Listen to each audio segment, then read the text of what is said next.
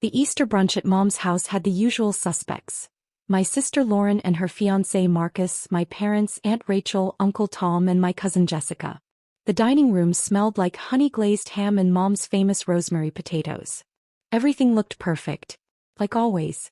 I arrived last, straight from a red-eye flight from San Francisco. I was wearing jeans and a plain black hoodie. My hair was in a messy bun. I looked tired because I was tired. "Oh good, Maya finally showed up," Lauren announced as I walked in.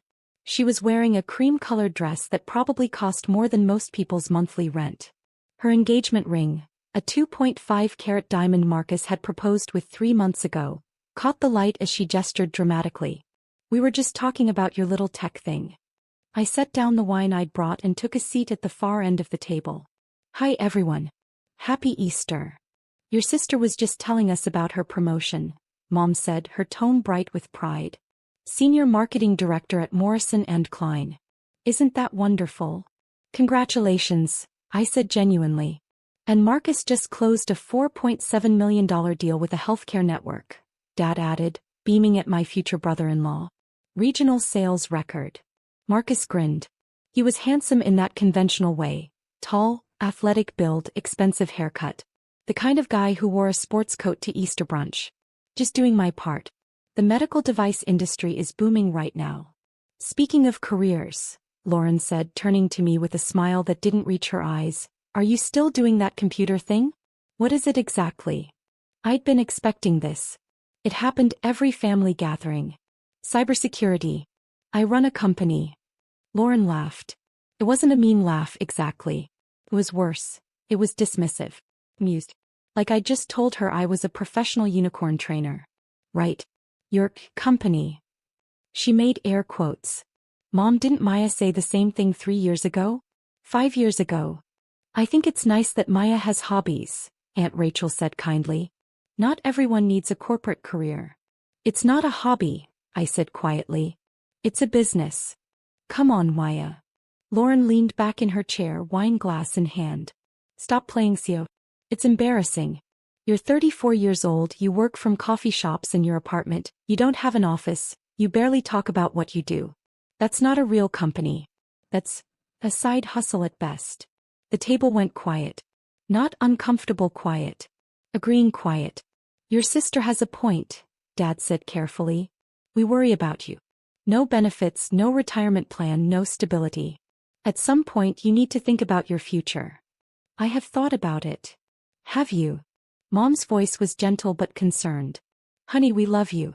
But this tech thing you've been doing for years. Where's it going? Lauren has a 401k, health insurance, a mortgage. What do you have?" I could have told them. Right then. I could have pulled out my phone and shown them the Forbes article from 6 months ago. The TechCrunch feature from last year. The business valuation documents sitting in my lawyer's office. But I didn't. "I'm doing fine," I said instead. "Fine isn't great," Uncle Tom interjected. "You know, my buddy's company is hiring. Entry-level IT support. I could get you an interview. Benefits start day 1. "That's thoughtful, but I'm good." Lauren set down her wine glass with a soft clink. "Maya, listen. I'm saying this because I love you. You need to stop pretending you're running some big tech company. It's delusional. Marcus works in the real business world. He meets actual CEOs. People with offices, employees, investors. What you're doing. It's embarrassing. For you and honestly for us." Marcus shifted uncomfortably but said nothing. "I think we should change the subject," I said. "No, let's not." Lauren was on a roll now, fueled by wine and the captive audience. "Every year it's the same thing. I'm working on my business. I'm building something." "Building what, Maya?" "You live in a 1-bedroom apartment in Austin. You drive a 10-year-old Honda Civic. You dress like a college student. Where's this big success you keep talking about?" "I never said I was successful." "Exactly. Because you're not. And that's fine. Most startups fail. But you have to know when to quit. Get a real job. Join the adult world. Stop playing entrepreneur." Everyone nodded. Even Jessica, who usually stayed out of family drama, was looking at me with pity. "Marcus, back me up here," Lauren said, squeezing his hand. "You work with tech vendors all the time. Tell Maya what real companies look like." Marcus cleared his throat. "I mean, yeah. Real companies have infrastructure, headquarters, legal teams, HR departments. If Maya's been doing this for 5 years and we've never seen any evidence of growth. He trailed off with a shrug. See. Lauren looked triumphant. Even Marcus agrees. It's time to grow up, little sister. I stood up slowly. Every eye turned to me. I need to use the restroom, I said. I walked down the hallway to the bathroom, locked the door and stared at myself in the mirror. My reflection looked exactly like what they thought I was. Tired, ordinary, unsuccessful. My phone buzzed. A text from my CEO Jennifer. Jennifer, board meeting still on for Thursday? Salesforce wants to move up the Q2 presentation. Me, confirmed. I'll be back Tuesday night. Jennifer, how's the family thing? Me, same as always. Jennifer, you could just tell them. Me, where's the fun in that? I splashed water on my face, took a breath and went back to the dining room. The rest of brunch was fine. They moved on to other topics. Marcus and Lauren's wedding plans, Dad's golf game, Mom's book club. I ate my ham, smiled when appropriate and left as soon as was polite. As I walked to my car, Lauren caught up with me in the driveway. Hey, she said, her voice softer now. I wasn't trying to be mean in there. I know. I just worry about you. We all do. You're smart, Maya. You could do so much more than whatever it is you're doing now. I unlocked my car. I appreciate the concern. Marcus has connections. If you want, I can ask him to introduce you to some people. Get you interviews. Real ones at real companies. That's kind of you, but I'm okay. She sighed. You're stubborn. You always have been. Just think about it, okay? Stop playing CEO and start actually building a life. I got in my car and drove away. The thing is, they weren't entirely wrong to be concerned. 7 years ago, I had been exactly what they thought I was. A struggling entrepreneur with more ambition than sense, burning through my savings, working 90-hour weeks in coffee shops in my apartment. I'd started Sentinel Systems in 2018 with $47,000. My entire savings, cashed out 401k and a loan from a friend who believed in me when no one else did. The company's mission was simple. Provide enterprise-level cybersecurity solutions for mid-market companies that couldn't afford the big players like CrowdStrike or Palo Alto Networks. The first 2 years were brutal. I lived on ramen and coffee. I taught myself to code at 3 a.m. I made cold calls until my voice went hoarse. I pitched to 147 investors and got rejected by all of them. Then in 2020, everything changed. A mid-sized healthcare company in Dallas got hit by a ransomware attack. Their existing security system, expensive, top-tier, recommended by every consultant, had failed completely. They were desperate. They hired me as a last resort, probably because I was cheap. I rebuilt their entire security infrastructure in 6 weeks. Not only did I recover their encrypted data, I identified the vulnerability that had let the attackers in. A flaw in their vendor's software that was affecting thousands of other companies. I reported it. The vendor fixed it. And suddenly, I wasn't just another failed startup founder. I was the woman who'd found a critical security flaw that could have compromised half the healthcare industry. The clients came flooding in. By 2021, Sentinel Systems had 43 employees and $12 million in revenue. By 2022, we'd grown to 180 employees and $47 million in revenue. By 2023, we hit 340 employees and $94 million in revenue.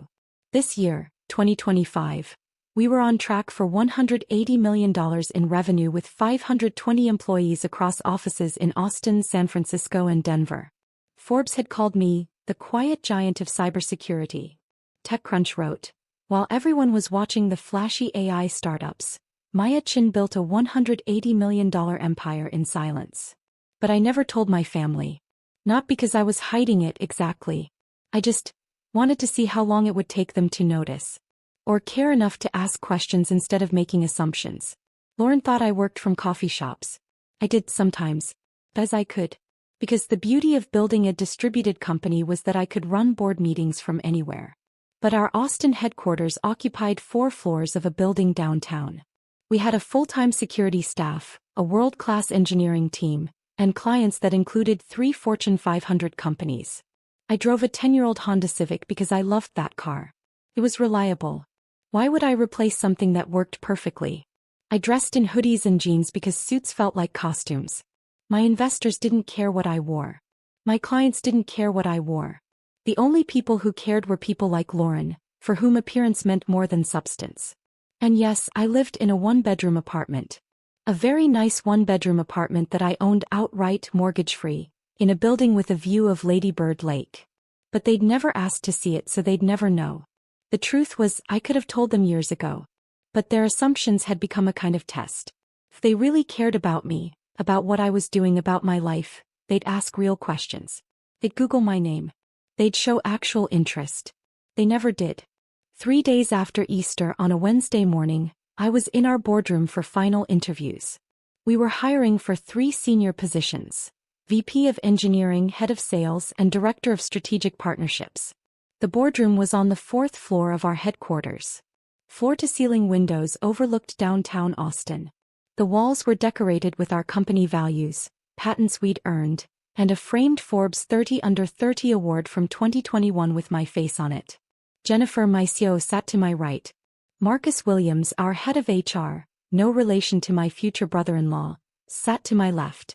We'd already interviewed 2 candidates that morning.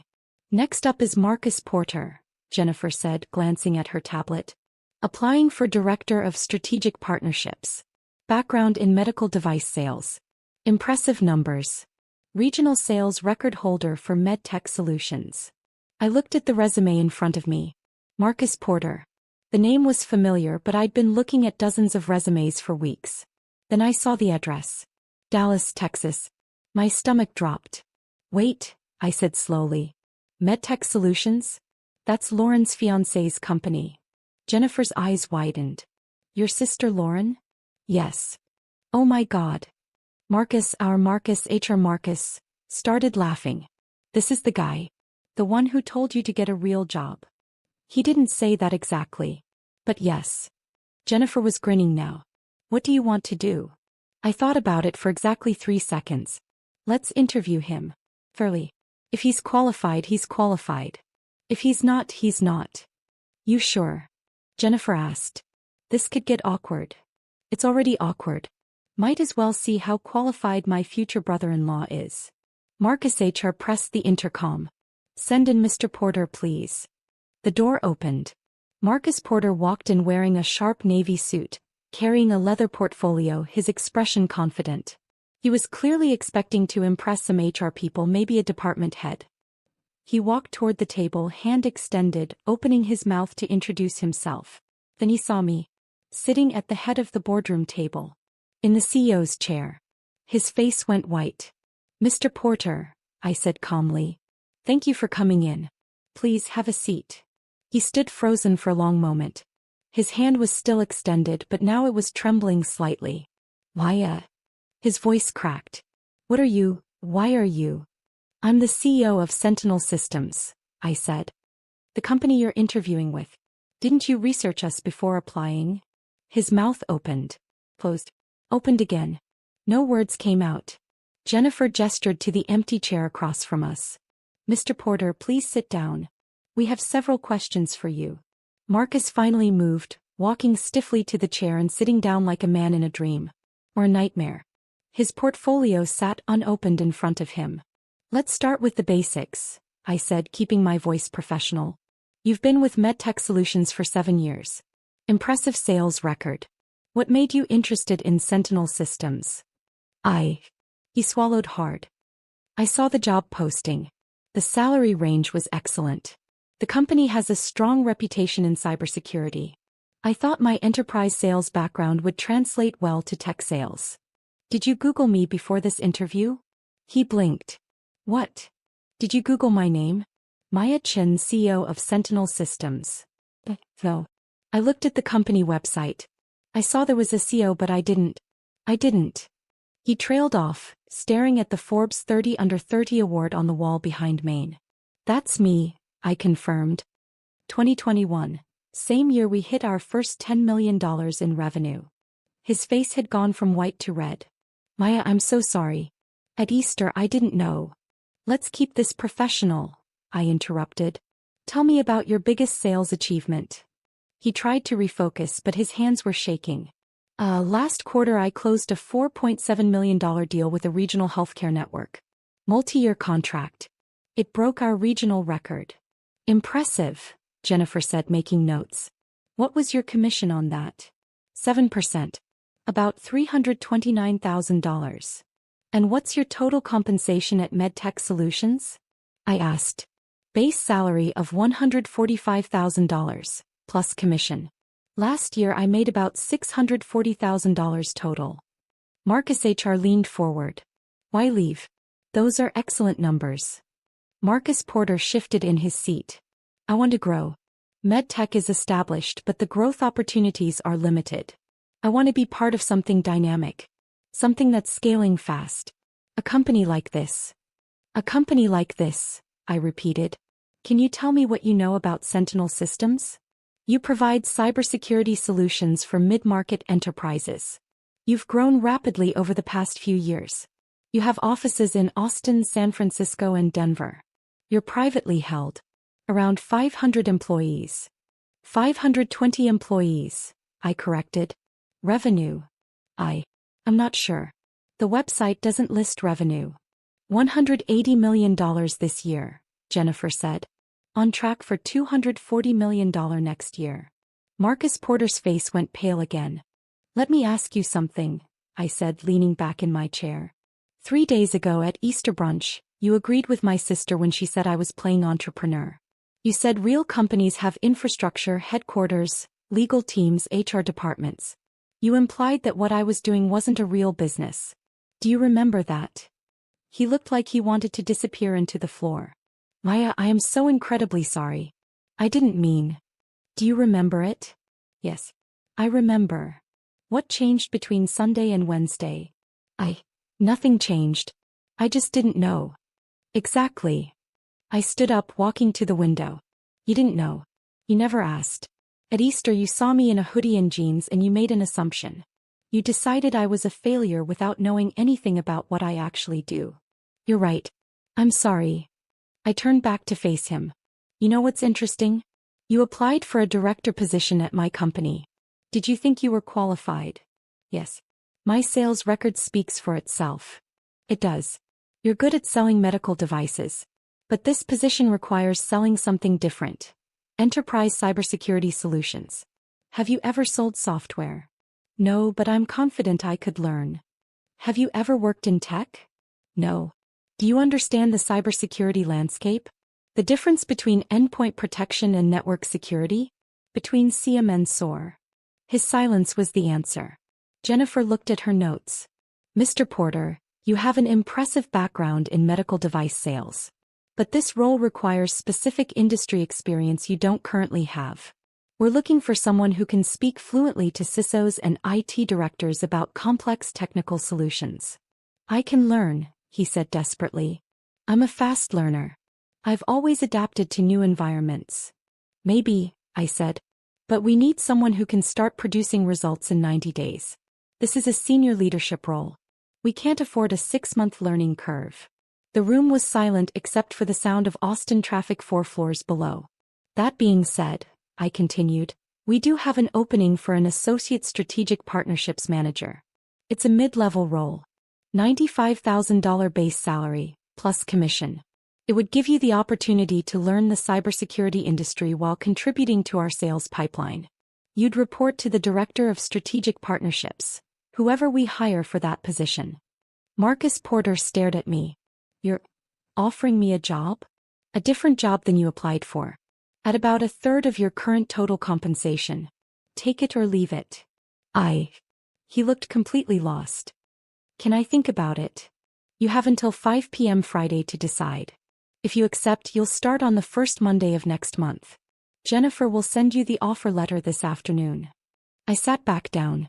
One more thing. If you take this position, you'll be an employee of Sentinel Systems. Not my future brother-in-law. Not Lauren's fiancé. An employee. That means you follow the same rules as everyone else. You perform or you're gone. Understood. Understood. And Marcus? When you tell Lauren about this interview, and I know you will, you can also tell her that her little sister's embarrassing tech thing generates more revenue in 1 quarter than she'll make in her entire career. That her Pretend company. Has 520 employees who depend on me for their livelihoods. That the CEO she told to stop playing pretend was named one of Forbes' most promising entrepreneurs under 30. His face was bright red now. Or, I said more gently, you can just tell her you interviewed at a cybersecurity company and they offered you a different position. Your choice. Maya, I really am sorry. At Easter I was just agreeing with Lauren. I didn't mean to. You meant it, I interrupted. You believed it. And that's fine. You're not the first person to underestimate me. But now you know better. The question is, are you humble enough to take a junior role at a company you didn't think was real? He stood up slowly, still holding his unopened portfolio. I'll have an answer by Friday. Perfect. Jennifer will show you out. After he left, Marcus HR burst out laughing. Oh my God. That was the most professional takedown I've ever witnessed. I wasn't taking him down, I said. I was being honest. He's not qualified for the senior role. But he does have transferable skills. You really think he'll take the offer? Jennifer asked. I have no idea. But it'll be interesting to see if his pride allows it. My phone buzzed. A text from an unknown number. Unknown. Maya, it's Marcus. I just left your office. Can we talk? Please don't tell Lauren about this yet. I need to process what just happened. I showed the text to Jennifer. He grinned. He's panicking. Me, take the time you need. The offer stands until Friday. Marcus, did you know I'd applied? Is that why you took the interview? Me, I didn't know until this morning. But once I knew, I wanted to give you a fair chance. Despite what happened at Easter. Marcus, I don't know what to say. Me, say you'll think about the offer. That's all I'm asking. Marcus, I will. And Maya? I really am sorry. Thursday morning I was in back-to-back meetings. Financial review at 9 a.m., product roadmap discussion at 10:30, lunch with a potential investor at noon, board presentation prep at 2 p.m. My phone kept buzzing. I ignored it until my 2 p.m. meeting ended. 16 missed calls from Lauren. 23 text messages. I scrolled through them. Lauren, why is Marcus acting weird? Lauren, he came home yesterday completely pale. Won't tell me what happened. Lauren, did something happen at his interview? Lauren, Maya, answer your phone. Lauren, he said he interviewed at some cybersecurity company. Was it yours?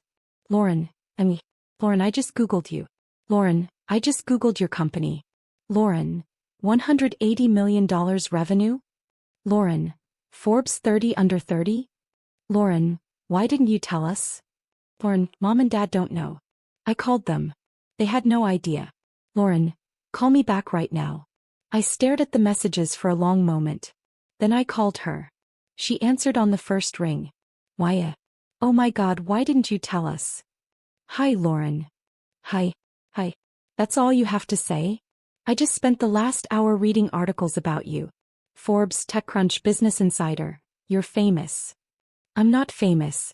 I'm just successful. Just successful? Just successful? Maya, your company is worth $180 million. That's revenue, not valuation. The valuation is closer to $850 million. She made a sound like a strangled gasp. 800. Maya, I told you to get a real job. At Easter. 3 days ago. I told you to stop playing Sue. I remember. And you didn't say anything. You just sat there and let us think you were, I don't know, doing freelance IT support or something. You never asked what I actually did. You just assumed. There was a long pause. Marcus interviewed at your company. He did. You interviewed him. You're his potential boss. I am. Oh my God. She sounded genuinely distressed now. Maya, he came home and locked himself in the study for 3 hours. He won't talk to me. What happened? I can't discuss personnel matters, Lauren. That's between Marcus and me. You offered him a job? I offered him a position, yes. Different from what he applied for. He has until tomorrow to decide. What position? Associate Strategic Partnerships Manager. Another pause. That's not a director role. No, it's not. Marcus applied for a senior leadership position he wasn't qualified for. But he has transferable skills, so I offered him a mid-level role where he could learn and grow. At what salary? I can't discuss that with you. If Marcus wants to share those details, that's his choice. Why? Her voice was strained now. He makes over $600,000 a year at MedTech Solutions. If you lowballed him, I swear. I made him a fair offer based on his qualifications for the role. If he doesn't like it, he doesn't have to take it. This is revenge, isn't it? For what we said at Easter. Lauren, I interviewed 15 people this week. I offered Marcus a position because he has potential, despite having zero experience in cybersecurity. I could have just rejected his application. Would that have been better? She was quiet for a moment. I called Mom. He's freaking out. She wants you to come to dinner this weekend. I'm flying to San Francisco tomorrow. I'll be gone for a week. Maya, please. We need to talk about this. As a family. There's nothing to talk about. You made assumptions. You were wrong. That's it. That's not it. She sounded close to tears now.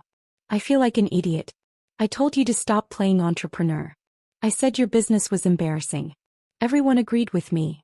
They did. And you knew the whole time. You knew you were successful and you just let us think you were failing. I didn't let you think anything. You chose to think it.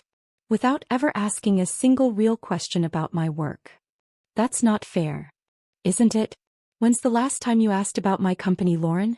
Not to mock it, but to genuinely understand what I do. Silence. You've never asked, I continued. None of you have. For 7 years I've been building something incredible. I've created jobs for 520 people. I've protected hospitals, banks, and schools from cyber attacks. I've built something that matters. And not once, did any of you care enough to ask real questions. We cared, she said weakly. You cared about appearances. About whether I had the right job title, the right car, the right apartment. You didn't care about what I was actually doing. Maya, I'm sorry. We're all sorry. Please come to dinner this weekend. Let us make this right. I have work, Lauren. That's what happens when you actually run a real company. I hung up. Friday afternoon at 4:47 p.m., Marcus Porter sent his response. Marcus, I'm accepting the offer. I start May 6th. Thank you for the opportunity. Me, welcome to Sentinel Systems. HR will reach out with onboarding details. Marcus, can I ask you something? Me, go ahead. Marcus, why give me a chance? After Easter you could have just rejected my application. I would have deserved it. Me, because you're good at what you do. And being wrong about someone doesn't mean you can't learn to be better. Everyone deserves a second chance, if they're willing to work for it. Marcus, I won't let you down. Me, I know. See you May 6th. 10 minutes later, Lauren called again. I let it go to voicemail. Lauren, Marcus told me he took the job. I don't know what to say. Thank you for giving him a chance even though we didn't deserve it. Mom wants to throw you a celebration dinner. Dad wants to talk to you about investments. Everyone's talking about you. The whole family is calling asking why we didn't know. I told them we never bothered to ask. Maya, I'm really sorry. Please call me back. I deleted the voicemail. 2 weeks later I was in San Francisco giving the keynote speech at Tech Week 2025. The conference hall held 3,000 people. Every seat was filled. 7 years ago, I told the audience, I was working out of a coffee shop with $47,000 and a dream. Today, Sentinel Systems protects over 400 enterprise clients and generates $180 million in annual revenue. People ask me, what's the secret? How did you scale so fast? I clicked to the next slide. The secret is simple. I stopped listening to people who underestimated me. I stopped waiting for permission to be successful. I stopped playing small to make other people comfortable. The audience applauded. There will always be people who doubt you. Family, friends, colleagues. People who look at you and see what you're not instead of what you could be. You can spend your energy trying to prove them wrong. Or you can spend your energy building something so undeniable that their opinions become irrelevant. More applause. I chose the latter. And so can you. After the keynote, I did a press interview with Forbes. The journalist asked me about my family. They're supportive, I said diplomatically. They always have been. It was a lie. But it was the kind of lie that kept family dinners from becoming complete disasters. Marcus Porter started at Sentinel Systems on May 6th. He was quiet, professional, and worked harder than anyone in his department. He never mentioned Easter. Neither did I. Lauren sent weekly text messages. I responded to about half of them. Mom left voicemails about catching up and celebrating my success. I ignored most of them.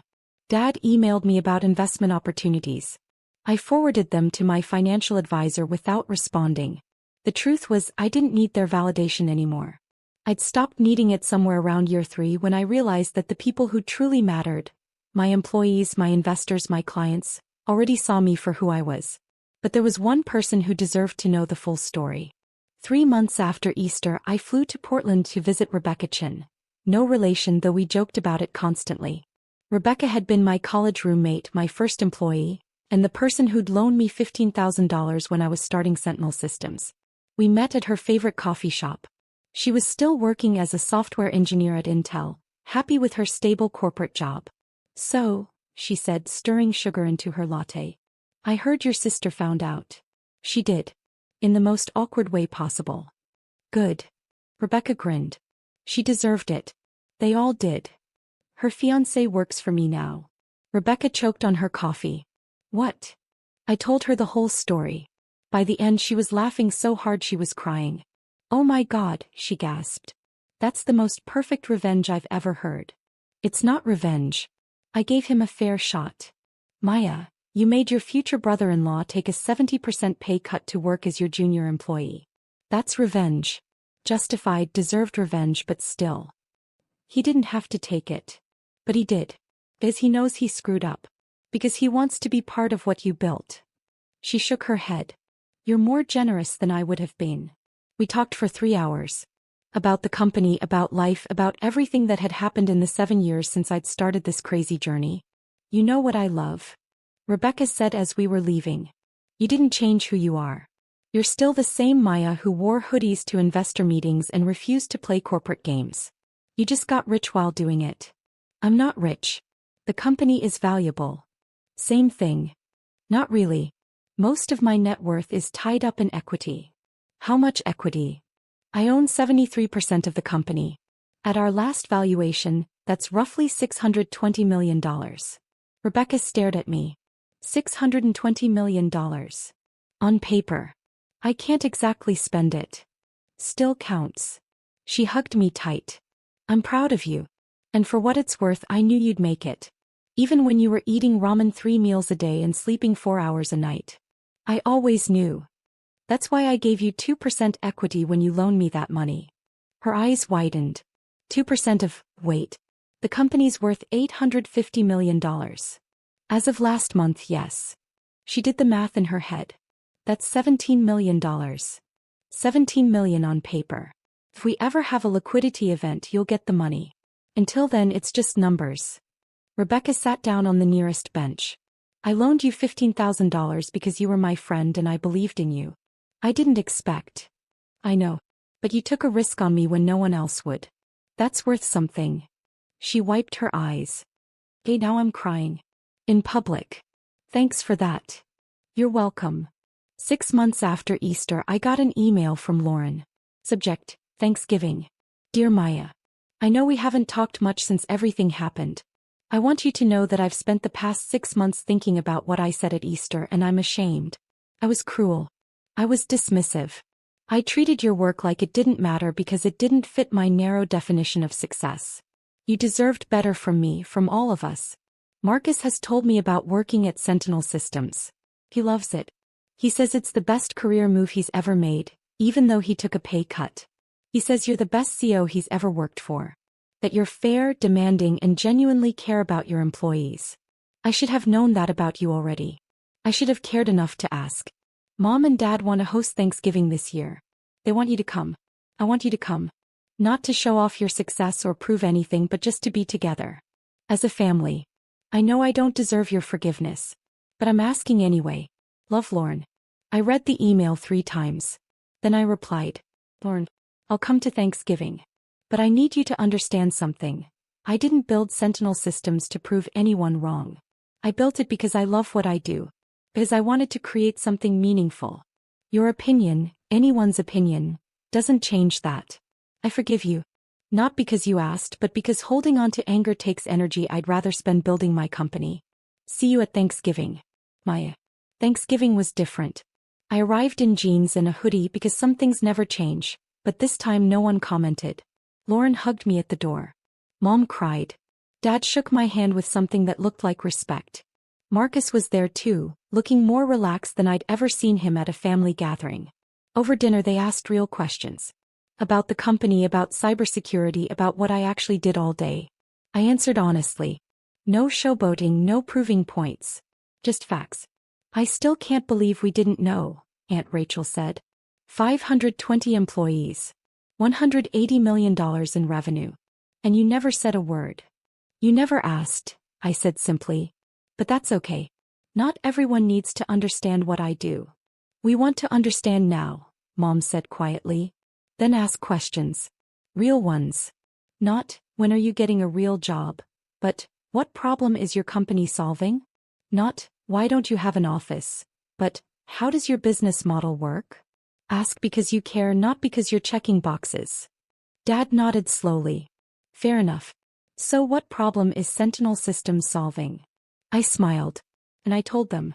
2 years later, Sentinel Systems was acquired by Cisco for $2.3 billion. I retained 73% equity, which translated to roughly $1.68 billion after taxes. I kept the company operating independently. Kept all 520 employees. Kept the culture we'd built. Rebecca Chin retired at 38 with $46 million from her 2% equity stake. Marcus Porter became Director of Strategic Partnerships after 18 months of exceptional work. He and Lauren got married. I was in the wedding. My family still doesn't fully understand what I do. But they've stopped making assumptions. And that's enough. Last month, Forbes ran a feature. Maya Chin, the CEO who built an empire in silence. The opening line read, while other tech founders were chasing headlines, Maya Chin was building something real. They interviewed Lauren for the piece. She said, my biggest regret is that I dismissed her success before I understood it. She taught me that quiet confidence is more powerful than loud criticism. I framed that quote and put it in my office. Not because I needed the validation, but because it was true.